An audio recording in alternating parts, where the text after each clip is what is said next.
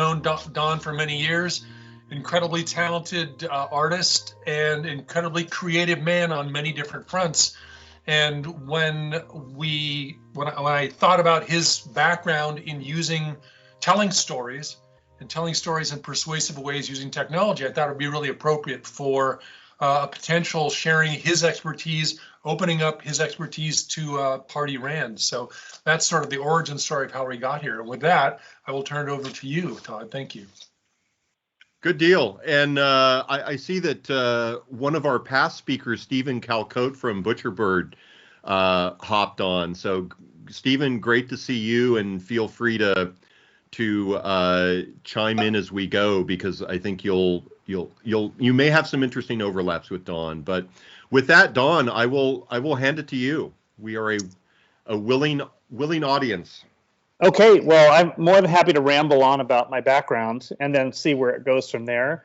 Originally, I was that 8-year-old kid who drew all the time, and when I got to the point where I was going to grow up and do something for a living, if I could find something that let me draw all the time and also pay the bills, that was the goal. So my little brain figured that cartooning was probably the way to go. I'd like to do cartoons.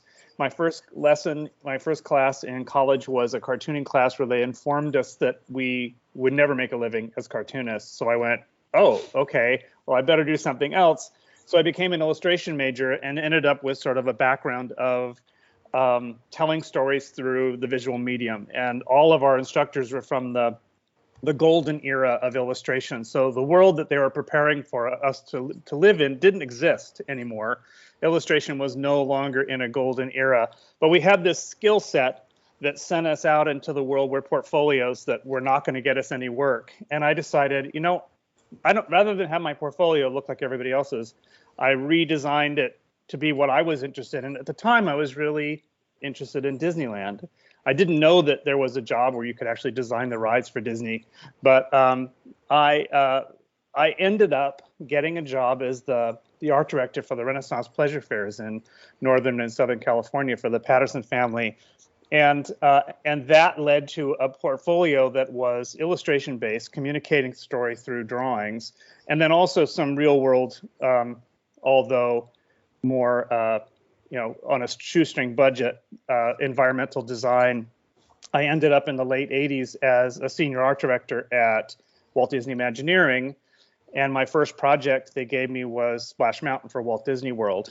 And so bringing all these skills, which was basically, I was not an artist necessarily who produced artwork for hanging on the walls and people purchasing. It was more artwork in service of communicating a design that was cohesive and also would communicate to all the disciplines necessary to make it reality. So even though I'm not an architect, nor am I an engineer, I had to do drawings that those people could understand that would eventually be turned into a physical place that was safe and wouldn't fall down and wheelchairs could access it.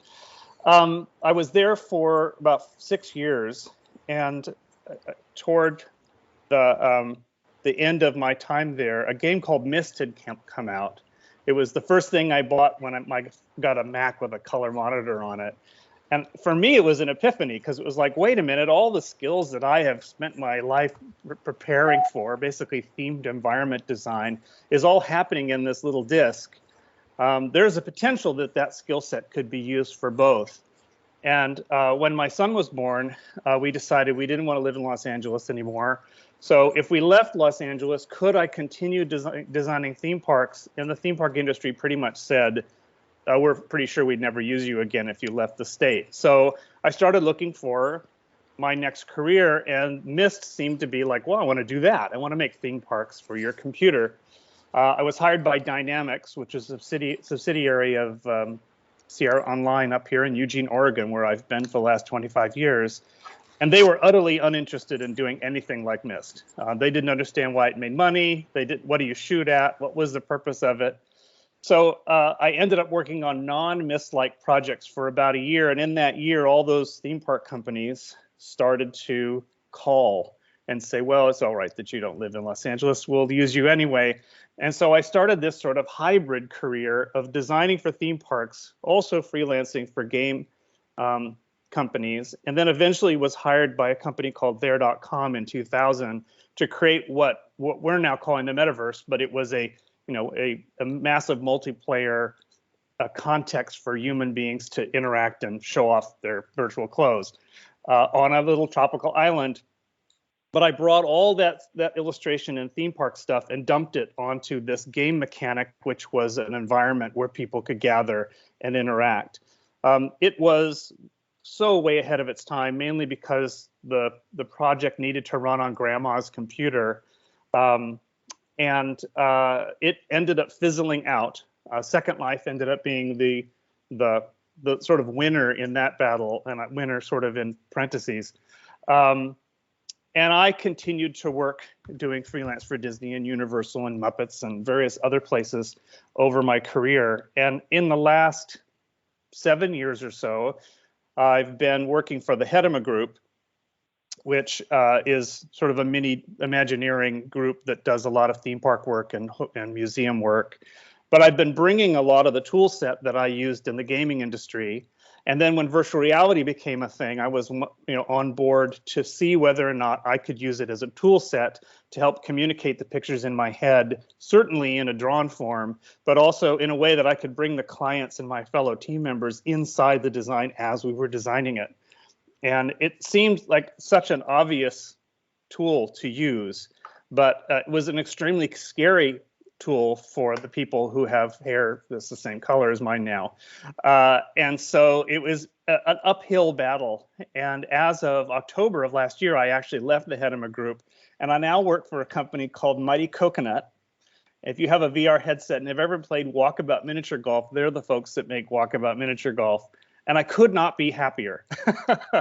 It's a wonderful small team, and it utterly utilizes every aspect of my theme park design, environmental experience. It utilizes that idea of designing for a context that allows humans to meet and interact. We have more stories talking about how people reconnected with their fathers playing miniature golf during the holidays in VR than we do necessarily people talking about how great it is to play golf. And so that's where I am right now, equally passionate for telling stories in environments, a love for the theatrical, and the love of bringing people inside something that allows them to explore freely, but at the same time orchestrated in such a way that it allows the designers to tell a story through the choices that they make as they meander through whatever dungeon or ride that we're creating. So that's it. That's my background. So could you talk a little bit about the power of game engines? And I think and this is where I Stephen Calcote may chime in as well, because Stephen did a conclave, I think almost a year ago now, where he talked about the power of game engines for telling story, and talked about he runs a production company where they do a lot of storytelling and they do a lot of live streaming, and game engines end up being both for previs and then just for viz, right, and doing stuff. Yeah. So maybe if you could talk a little bit about your transition into the game engine and how you see the game engine going forward from where it is now. Well, initially, we were using SketchUp a lot for sort of our napkin sketch version of 3D, and they still use it. I'd say 7 years ago, it was something that we were just starting to use, and now it's just sort of utterly folded into the way that we communicate design. Even in brainstorming sessions, someone's got a laptop up with SketchUp. And at the time, I was basically dragging those SketchUp models into Unity so that I could drop a 3D shooter guy in there and run around in it. And the same was true of now with VR. I drop in a module that's basically a VR person, put the headset on, and I'm wandering around in it. There's a lot more other applications that are available now, VR Sketch and Enscape and several others that allow us to very, very rapidly jump inside of a SketchUp model and run around in it like you're in a video game. I think that both the main contenders, game engines, Unity and Unreal, are the future, not only for my industry, the theme park industry, but architecture in general. I think that one of the challenges it's had in sort of adopting a relationship with those industries is that, and I only see this from having been in the game industry, is that the mindsets are very different. And I think what we're seeing is, and this is an uneducated observation, but it's one that when I'm trying to sell my colleagues on using these tools, it feels as though Unreal has really owned the film production world as in a way that Unity is desperately trying to catch up. I think they really did not realize that was going to be such a big thing. But Unity really has been an incredibly friendly space for prototyping, for mobile, and even VR right now. So although I don't see the design end using Unity as thoroughly as I think they should be, as we get into production, especially as we get into the notion of twin buildings or twin attractions, where you've got a physical attraction and then you've got a complete virtual one that you can visit and even make changes to that affect the physical one. I think game engines are just going to be sort of the foundation of a lot of the choices we make. I would like to see the game engines be brought more into the conceptual portion of that experience, and I think that the film industry is absolutely doing that with their animatics and their pre-visualizations. I'm seeing it happen less in the architectural world, although Unreal has Twinmotion, which is a free module that works with the Unreal Engine, which is incredibly intuitive and very easy to learn and very easy to grab in your project. And then their large library of trees and animated people and lighting is fantastic. I really think that's the future. But there is another company called World Builder. It's with an R, not an ER at the end. And it is a company by Michael Libby, who was working at Imagineering, who has created, currently it's not a mass market tool, but it's one that his company can use that allows for the creation of ride tracks. You basically bring your model in, you can bring in your ride tracks in and then start connecting all the show ride equipment to that track, but also dynamically change the length of the track or the speed of the track or the orientation of the vehicle within Unity that will completely affect the production of turning that into a physical experience. I hope that was somewhat an answer to your question. Yeah. So it's some years back in a previous life, not that, well, I guess it is a while back, 5-6 years. We were using Unity and VR as for part of it. And the idea was, this was for the military, that if somebody had an idea for a new capability, a new gadget,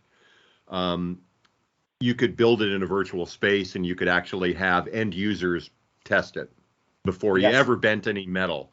And it turns out that it's a difficult concept for what we were trying to do, which is basically using game engines and VR for engineering questions. It ends up becoming a little bit challenging just because one is game physics are a thing. And so if you try and pull really rigorous finite element analysis, right, game engines were not designed to do that. So there's that. The more interesting question to me was that, the game industry, and you probably have some interesting insights on this. Game engines track a lot of metrics, right? I mean, you are able to, you know everything that the player did at any point in time within that virtual environment. And the game industry has evolved those metrics to design games to keep players playing, right? Because that's how they make money. For our case, because we were trying to use it for design and we were trying to use user testing, we had to actually understand not only what a user did, but why the user did it, right? Because if a user turns left instead of turns right, we need to know why they turned left versus turned right. And a game developer usually doesn't need to know that, right? So this we came up with this concept of, you know, these user-centered metrics that we're trying to understand user intent. And so I wonder, yeah, let me put a pin in that, because actually I'd like for you to time travel back to the building of the physical environments, because I think in that case, could you talk a little bit about, on the one hand, you've got Disney, and they have things that they want, right? They have goals. And then they have a story that is somehow some narrative, right? That goes along with that experience that you're going to design. And then you have the people who are actually going to use the design. And so maybe could you talk about just your process, and even how important color choices are, right? And I mean, all of those sorts of, those design things that I think artists and designers do all the time, but those of us that are in the sort of science and research field, when we try and communicate our results, most people don't think a whole lot about color palettes and font weights and whatnot. Right. Well, I'm often asked, you know, what's the genesis of a project? What decides what you get to design? The worst thing you can possibly do to a creative person is say, "Here's all the money in the world, do whatever you want." Yeah. I mean, it will drain your your creativity will go flaccid really fast. But if someone says it can only be 8 foot square and be full of orange gorillas, you go, got it. You know, I will make the best small orange gorilla experience you've ever had in your life. So, as an example, in 1991, Disneyland had a problem, and that was that the biggest complaint letter list that they got from their guests was, I came to Disneyland, I spent the entire day, I didn't see Mickey Mouse. So they came to Imagineering and said, we need a place by 1992, we need a place where Mickey lives, or a place to meet Mickey. We need Santa Claus experience where you meet Mickey. And we also need to hit 5,000 people capacity an hour, and we're willing to spend this much money. And the only land we have is outside of the berm behind a Small World. Go. That's great. Oh, by the way, you have 22 months to do it, like from concept to opening, which was insane. So that's a wonderful box to live within. Interestingly enough, and I think this is a lot to do with Imagineering and Disney. At the time I was there, I can't say that it's that way now. But when Steven Spielberg was asked, you know, who are you making your movies for? He says, I'm making them for myself. The fact that anybody else likes them is just icing on the cake. And as designers, we're kind of doing the same thing. We're imagining in our imagination what it's going to be like to be in that space. And as long as we hit the capacity numbers and the safety numbers, and we have operations there who are going to be sitting in the room with us to make sure we're not going to make things that hurt people or are hard to power wash, or materials that won't need painting every other day. So that constraint becomes a creative box we work in. And then everything else comes from a much more sort of illustrator or movie making or animated movie making world, which is so our idea was, hey, let's build a town where Mickey lives. And in that town you go to his house, and inside his house is this sort of labyrinth that eventually ends you in the lap of Mickey Mouse, or getting a picture taken with Mickey Mouse. What can we support that experience with the 4 acres we've been given? And so we came up with Mickey's Toontown, because we knew that we had to have the capacity of meeting Mickey, but we needed some rides, and we definitely need to sell some merchandise and some food and have places for people to sit. So all the design is meant to support the expectation of the visitor, when they're told they're going to go to Toontown, what are they going to see? At the time, we thought, this is going to be the easiest job ever. We're just going to go back to those old Mickey Goofy shorts, and we're going to just rip them off. We're just going to like, oh, that's what his house looks like, and that's what Goofy's house looks like. And what we found to our horror was that all those shorts basically take place in Pasadena. There is literally nothing special about Mickey or Goofy's house other than Mickey and Goofy live in there. And we thought, well, that's okay. This movie, Roger Rabbit, came out. It's got a cartoon world, but that cartoon world, humans die in. Pianos fall on them. Things happen. Bad things happen to humans. So we can't do that. So what our job was is we had to design the cartoon town that everybody remembers but never existed.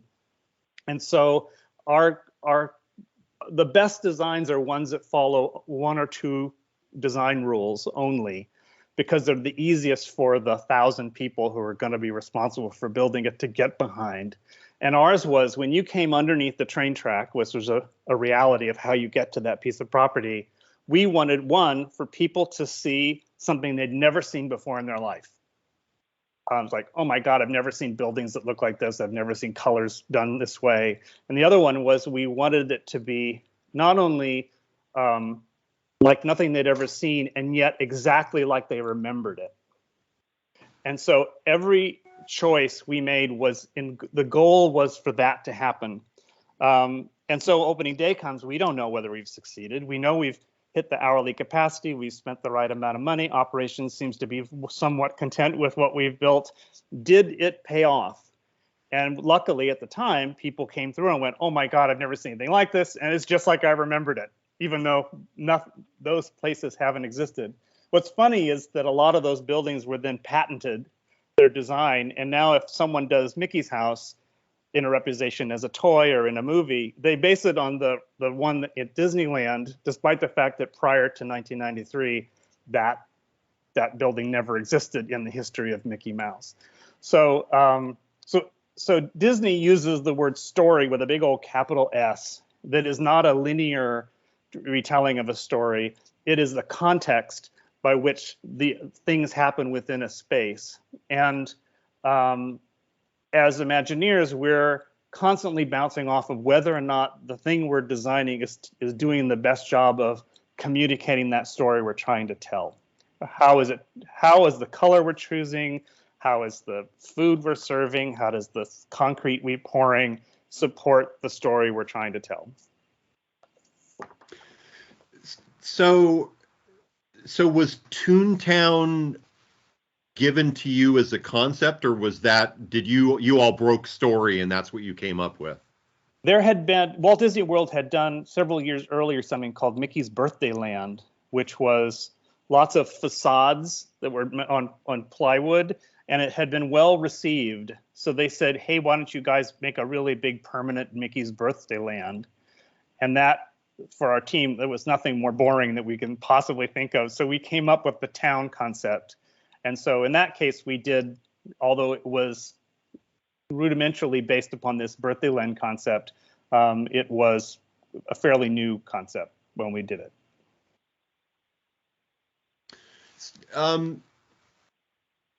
So there's a lot to unpack there. So maybe we could dig a little bit more, and then I'd like to open it up for questions. Actually, I see a hand, but I don't see who it is. Tim Marler has his hand up. Now I see it. Yeah, Tim, go ahead.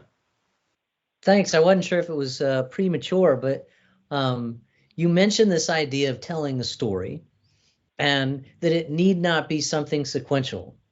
And at Party and Ran Proper, although we might not say the word out loud, we think about that a lot. Like, how do I tell the story of the national budget where it's exciting and cool and everybody wants to see it?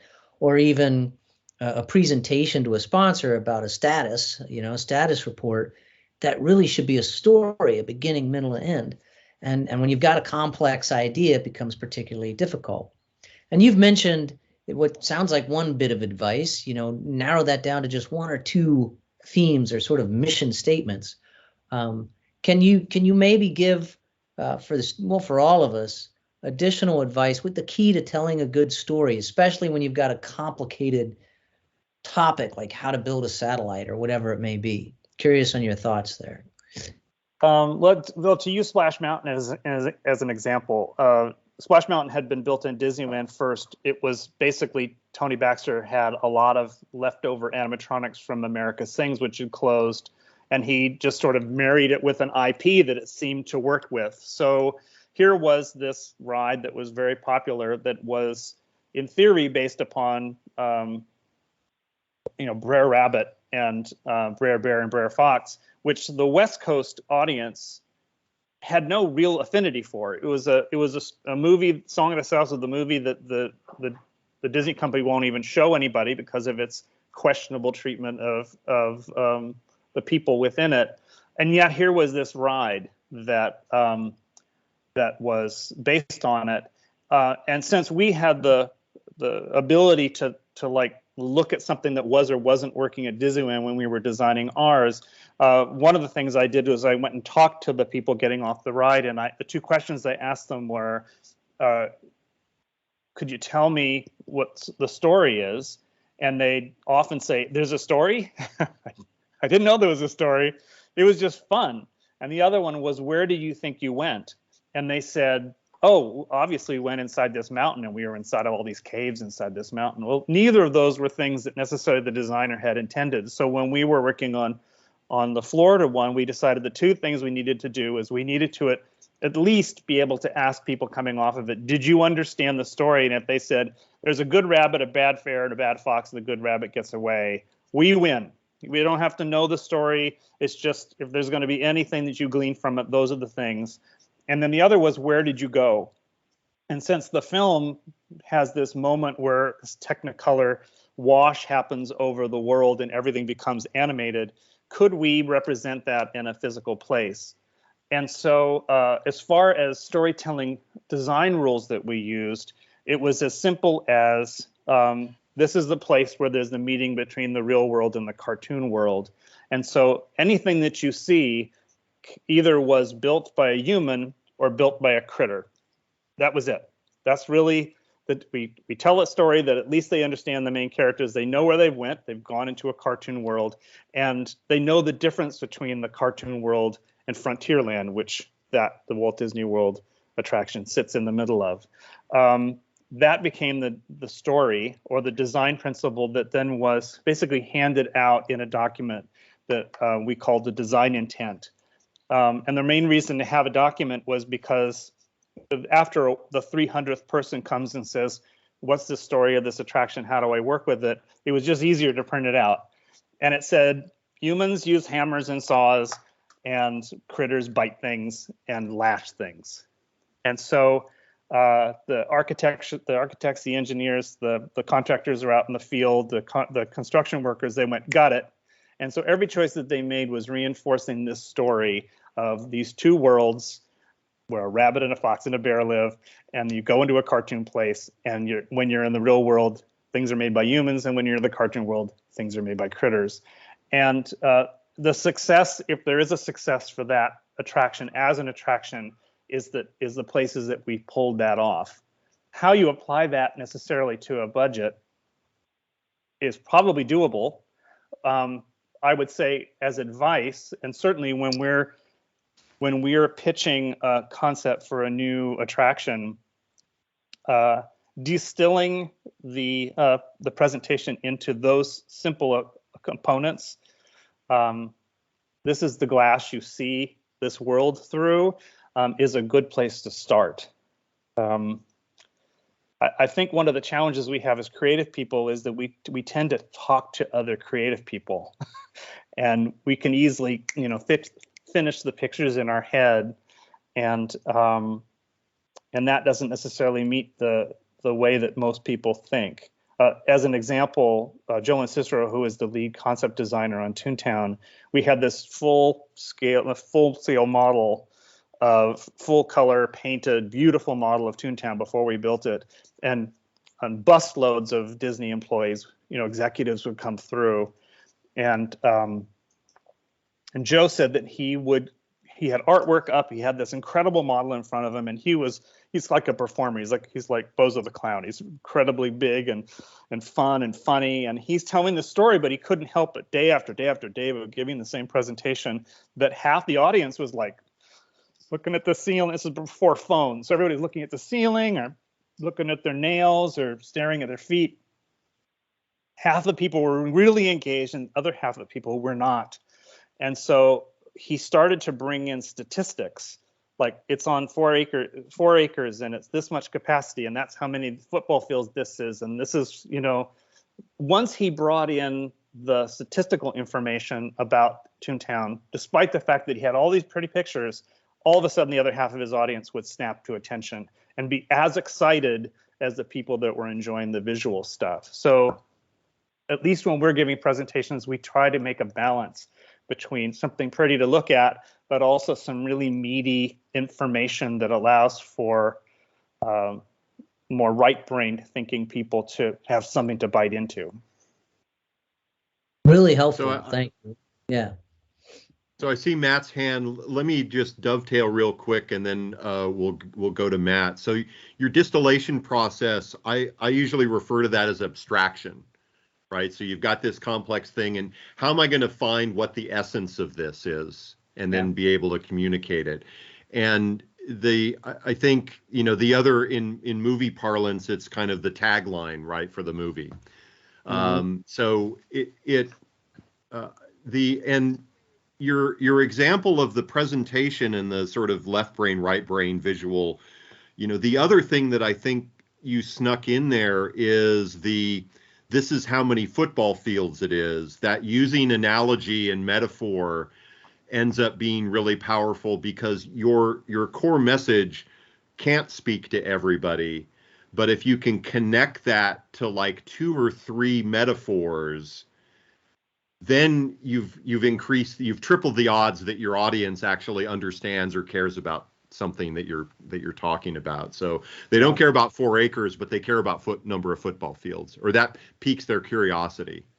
Yeah, we found that the very best work that's produced from people are the ones that feel as though they've helped author it.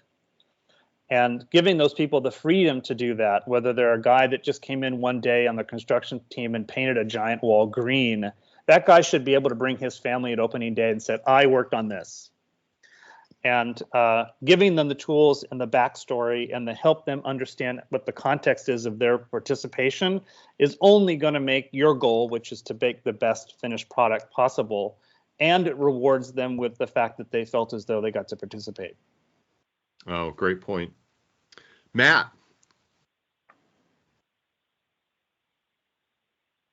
You're muted. I'm going to do a 2-parter here.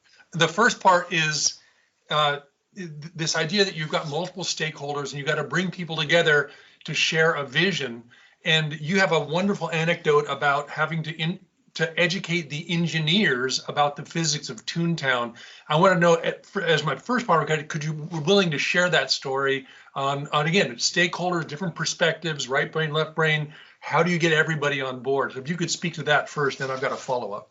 Okay, well, I think the story you're talking about is the how we communicated why the buildings look the way they do at Toontown. And one of the challenges we had was as the artists, we would do these drawings and we'd build these models, and then they would be handed to the architects.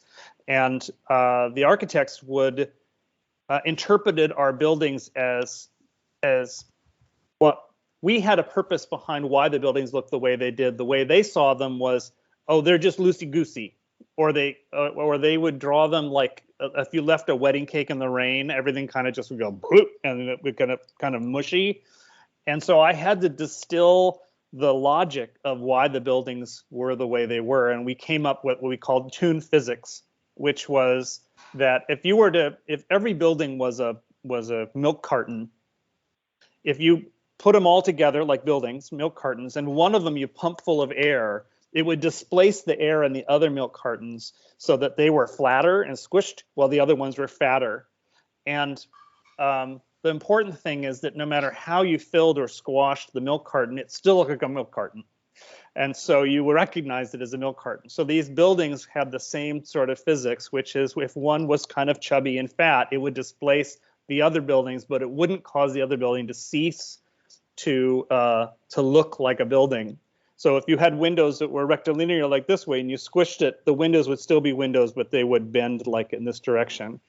And once we we articulated that. Then it gave the architects a story to help them make decisions that we didn't have to stand over their shoulders and say, no, see the windows would do this and that one would do this. They got to participate in the design choices that we had conceptualized in our illustrations. Thanks. That's the Toontown physics, and anybody, if you go to Disneyland, go check it out. It's actually a pretty nice experience to walk through there and to be in this alternate reality. The second part of my question, it's not actually two parts, a whole separate question, which is about, we're policy analysts at RAND, and part of our job is to try to do high quality research, but that's not that's part of our job. Our job is to influence decision makers, right? Look, here are 3 courses of action. We've done this great work, and we think you should do course of action B, not C or A, and this is why. And so for us, the victory is that the Snoopy dance comes after, oh, we're going to follow your recommendation. We're going to do B, right? We're not going to do C or A. So the question to you, as a person that builds these immersive environments, that has thought a lot about creatively telling stories, is that we as policy analysts have to be persuasive, right? It's Yes. not just, oh, look, here are these cool, along the lines of, here's the statistics, obviously go do the right thing. No, we have to persuade people that is the right thing to do. So given these tools like AR, VR, what kind of roles do you think that those tools could use in persuasively telling stories? So an example might be, oh, we're doing refugee crises in Central Africa, and so we want to give people an experience of visiting a refugee camp so they can see and experience the conditions.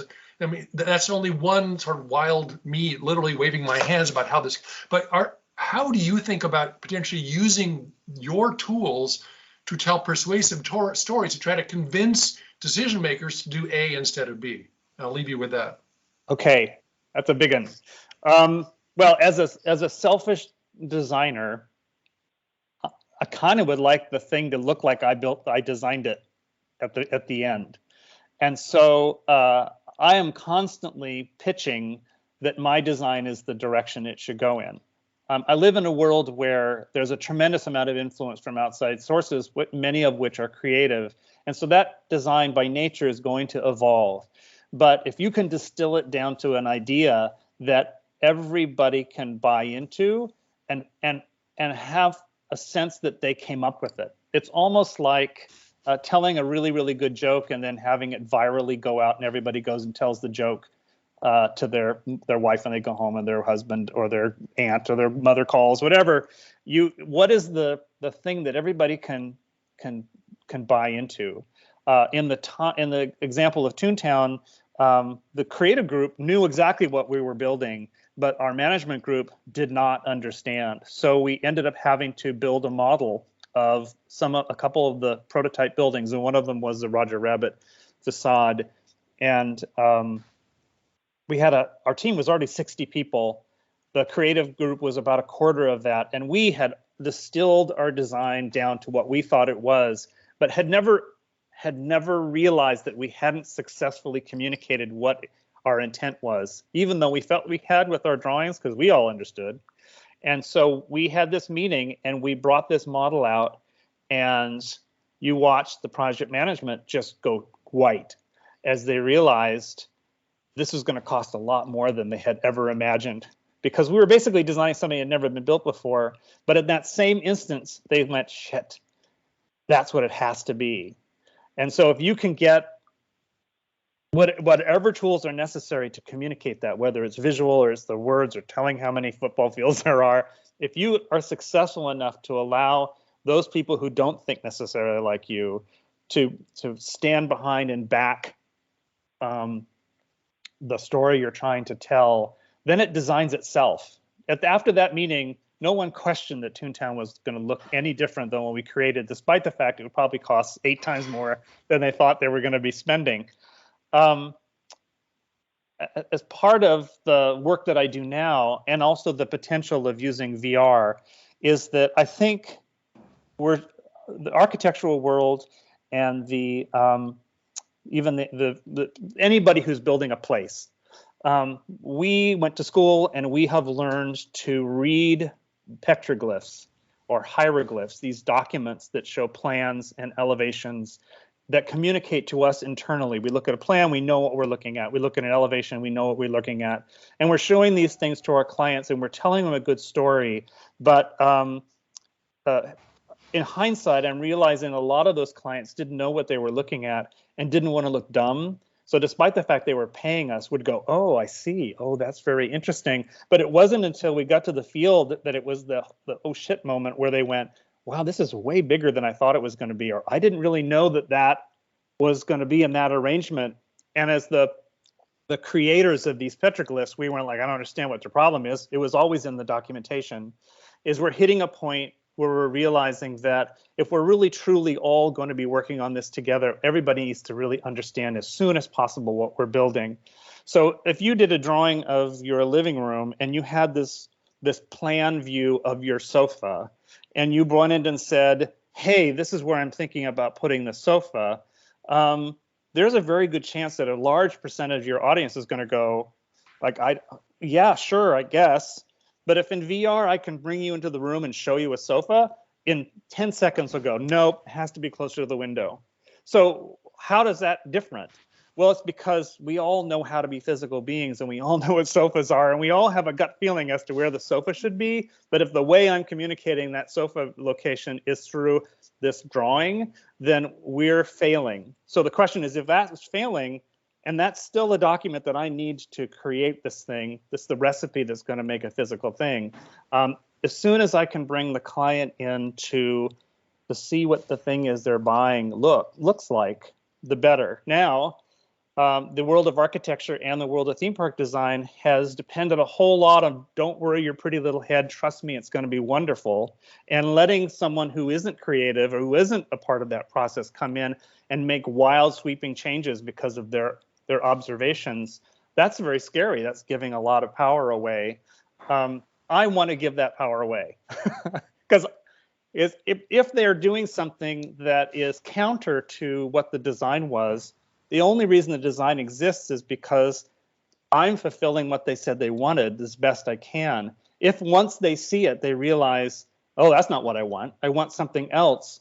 I can at that moment say, okay, before we move it, let me just mention that the reason it's this way is because this is what you said you wanted, and then what you want is now different. And they go, that's fine. Now that I see it, I realize I have to make it different. Then your job is to make it different. And that process is a dance that if I do my job by setting the story and setting the plans and setting the expectations up, and then I'm brave enough to let that person come into my brain early in the process, then they have authorship. They go home to their spouse and say, I just walked through this thing we were working on and I understand now. And isn't that our job? I understand now used to be done with drawings and still are. I mean, I'm still every day drawing all the time. But if we can, if the audience can be brought into the process by taking them to feet on the ground into that place, then we end up potentially being better at our jobs and giving the client who's paying for it what they're expecting. Thank you. Very nice answer. There's a number of other people that are interested in questions, but I'm going to turn it back over to Todd here to manage the rest of this time, which is seeming short at this point. Indeed. I've got questions, but I see two. First, we'll go to Lewis. Thanks a lot. So this is all really fascinating because as me and Stephen Calcode, who also has his hand up, we're part of a media company basically, and we've been using Unreal Engine not only to plan out shots but also to create virtual production, right? So where camera data is being fed from a camera into the Unreal Engine, so you can have a live person against a virtual background and get parallaxing. It's how they do Mandalorian and things like that. Yeah. But what we've also been starting to work on are people that want to actually create media, but for a physical location, and even have the virtual location, the twin, as you talked about, be a product in and of itself, right? And so I had a recent conversation with a potential client about them wanting to plan out this experience that they want to build in a mall space and have all this stuff. And they wanted to get like real estate investors and everything. And then I said, wait a second, if the whole idea is to also have an online experience, why not build that first as you're designing it in Unreal? And that becomes a product in and of itself before it even becomes a physical space. So I guess I wanted your comments on that, because I can easily see anything at Disneyland having its built model be a place that people can actually attend online too. And like, that workflow and that planning process. And just if you could comment on that a little bit. Well, bingo. That's exactly. I feel completely the same. That we have a tremendous amount of pushback right now, and I think it's more generational than anything. I think the kids out of college right now, that's just the world they're going to live in. The idea that you're building two things at the same time, and why not build the digital version first, because it is the lowest cost thing that you can do, especially when you're using Unreal or Unity, and they come with inexpensive or free everything, trees and rocks and moons and suns, everything you want, and cameras that move around, and they're doing it with real-time rendering, so it's no longer something you have to wait 24 hours before the render is done. Yes, let's use those more and more. I think the pushback comes from, it's the same thing that I ran into when I started at Disney, was the very end of the draftsman era. There were guys who were in their 60s who produced their architectural drawings were works of art. I mean, just complete works of art. So much information was distilled in those drawings that helped the process. And then one day, their drawing table was taken away and a CAD box was plopped in front of them. And they quit. They all just like, forget it, I'm done. I can't do this, because the nuance was gone. The ability, the thing that they thought there was their value was gone. And we're running into that right now, where these tools seem very, very scary for someone who's only drawn, period. That's how I communicate. But if we're willing to imagine that we aren't giving up one means of communication, we're supplementing it with another way in which to communicate our design. And if the communication of that design can also be a product unto itself, whether it's early marketing or it's something I can visit before it opens, or better yet, let's say Haunted Mansion at Disneyland is a 15-minute ride, but there's a 40-minute experience you can do online that isn't the same thing, but utterly references and reinforces the experience you have in the park. It doesn't need to cancel it out. It actually can add to that experience. And I think right now we're living in the world of, oh my God, the metaverse is going to come along. We're all going to get plugged in like cows until we get more milk coming out of us. That there is an opportunity for, as part of the design process and as a designer, to share the thinking and the building blocks that built the virtual version of whatever the finished design is. And once the physical thing is done, that virtual version still has value and can be leveraged and used and experienced by the people who are going to consume the physical one. Does that answer your question, sort of? Oh, absolutely. That was great. Thank you. Okay. Cool. Stephen, Lewis's partner in crime. Hey, Don, thanks so much for your presentation. I think one of the really powerful perspectives you have is you go across technology shifts in executing your vision. So I want to go right to where we are right now with the state of the art, as Lewis said, is that we can actually create a one-to-one high fidelity virtual walkthrough. Yep. So what I want to ask you is, now that you are starting to do that, what still remains in the challenge of convincing your audience? Because just because they can see it doesn't mean, I assume, that they instantly agree with you. So now where is your persuasion focused once you have those tools in place? Well, I think probably the most important thing, this is what I'll tell students who are like on the cusp of jumping into this world, is that you always reach for the tool that does the best job of communicating the design. And sometimes that tool is a napkin sketch over a martini. And sometimes it's if you're talking to a Chinese client who your your conversation with a interpreter is like kindergartners talking to each other. They need a full rendered Pixar movie to help communicate the design. So you reach for whatever the best tool is to communicate the idea. And as a designer, to get the buy off, you want the client to go, I love it. I understand what I'm looking at, and I'm going to give you my billions of dollars to make it a reality. On the flip side, which may not be part of your question, but it's another challenge that we have, is now that we have tools like Enscape and Twinmotion and stuff, we've got a legion of designers, young designers, who have never gone through the napkin sketch part of it, or the chipboard foam core hot glue version of architecture. And what they've done is they build stuff and then they throw real water and people wandering around it and think they're done. And what's happening is we're creating really beautiful animations of bad design, but we're also creating designers that don't know they're bad designs. They're so lost by, look how beautiful the flames are coming out of this stock fireplace that I've grabbed from the warehouse. We've got a growing, we've got some learning to do in that respect. I ran into, with Universal working on an attraction, I found that they couldn't look at a SketchUp model. The upper management couldn't look at a SketchUp model, and even would say, don't ever show me a SketchUp model again. I just want to see what it's going to be. I started rendering the same SketchUp model in Enscape without changing anything else, and they went, oh, thank God, now I have something I understand. So using that rendering actually is a value. And yet, if I'm not talking to the executive who refuses to look at SketchUp models, and I am talking to the creative group that is looking at SketchUp models but isn't seeing the nuance in it, what I've started to do, I've actually started to do all my sketches either on my iPad or in pencil, scan them in as textures, and then create the attraction in black and white pencil that has full ride-throughs and the weather changes and all this stuff, and show them that first. So there's no question in the room that we are in the concepting phase. If I had giant napkins, you could fly past with drawings scribbled on them and big coffee rings on the napkins, I would do it. And at one point I said, I have the ability to then take this concept and make it full color. And the client, in this case Universal, said, please no, we love staying in the pencil phase. Please just make your changes and just swap them out for new pencil drawings.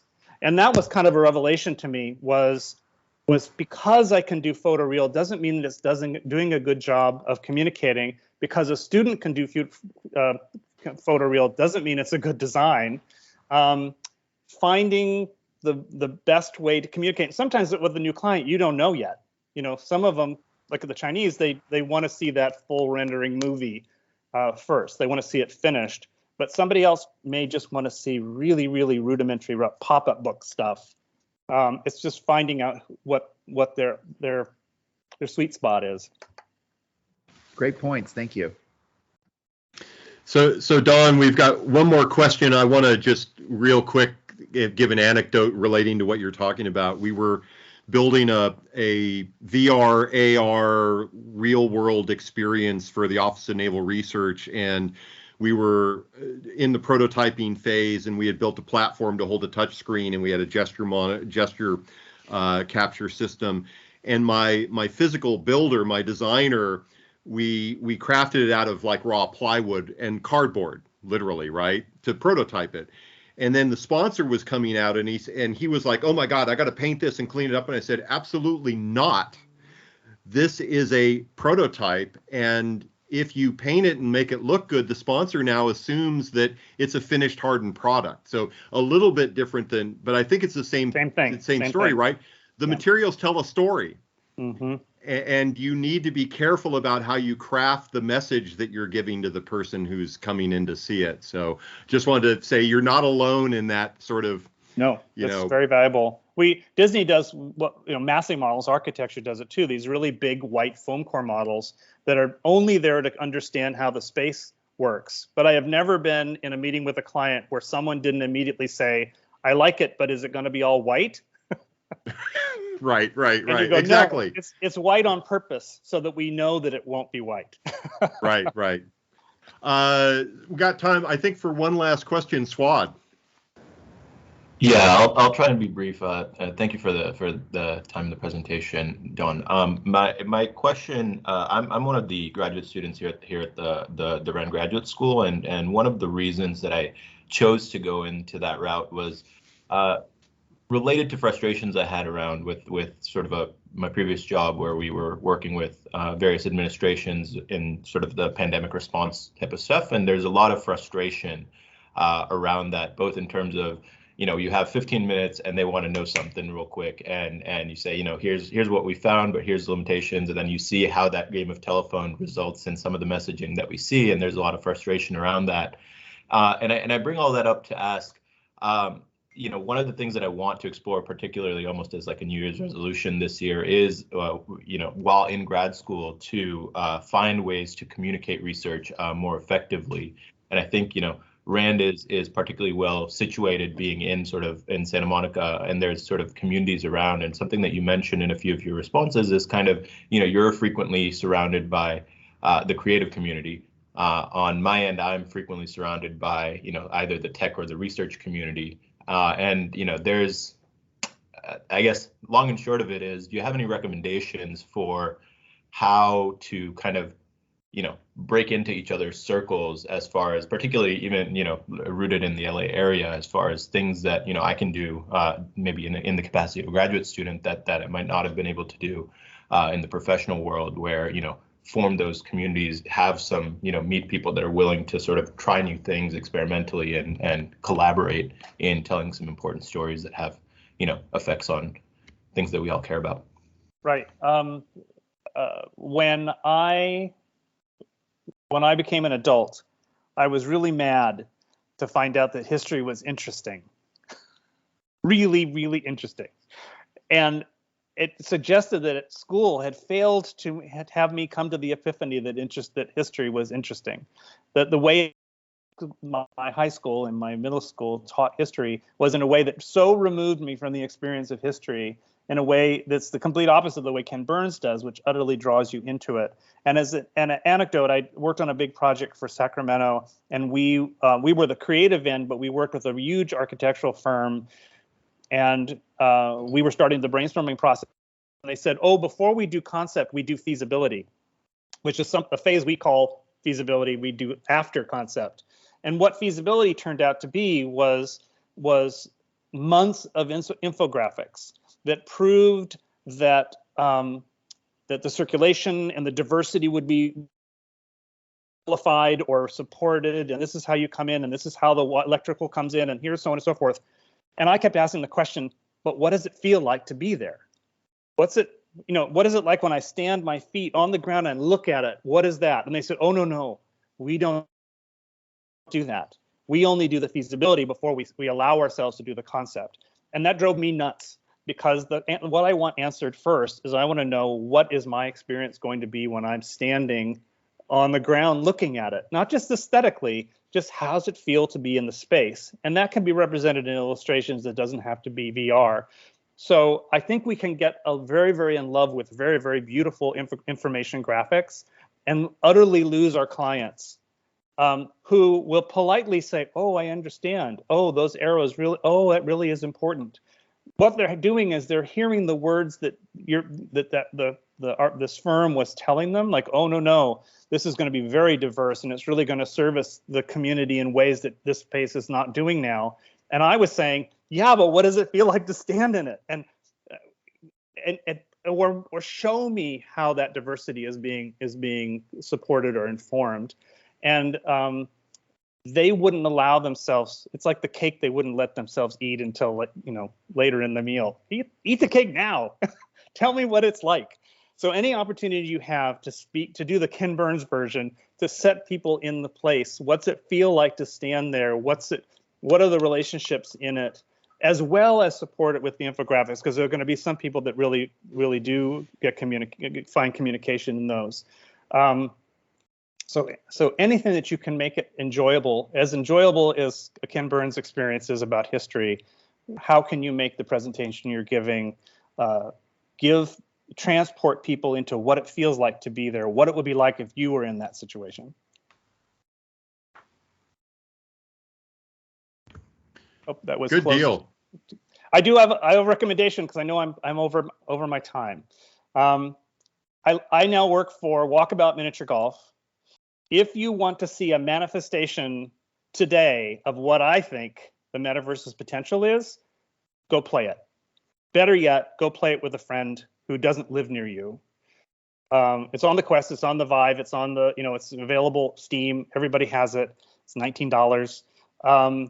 It is I think, the best marriage of theme park environmental storytelling, a game mechanic that granddad can go, oh, I have a putter, oh, a ball, I'm playing, and the human connection of it's not about the game, it's about the conversation you have while you're doing the game. So that's my homework.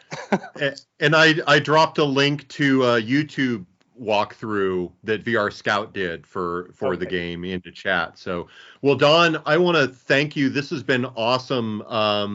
We may have to bring you back because there's some interesting things. I wanted to talk about limitations, but we'll put a pin in that because, and I'll just tease this and set it up. When you're working with the bean counters and the architects, and because you're building a physical environment, you've got those limitations. And you said the limitations, which my wife is an artist, she's a sculptor, and she would agree that limitations always fuel creativity. Now you're in VR, you don't have to worry about physics. So you've removed a set of limitations. Does that mean that your creativity now has gone down, or is it just that there's a different set of limitations, which I think that's the answer? Yeah. That is the answer. We could easily fill an hour talking about that.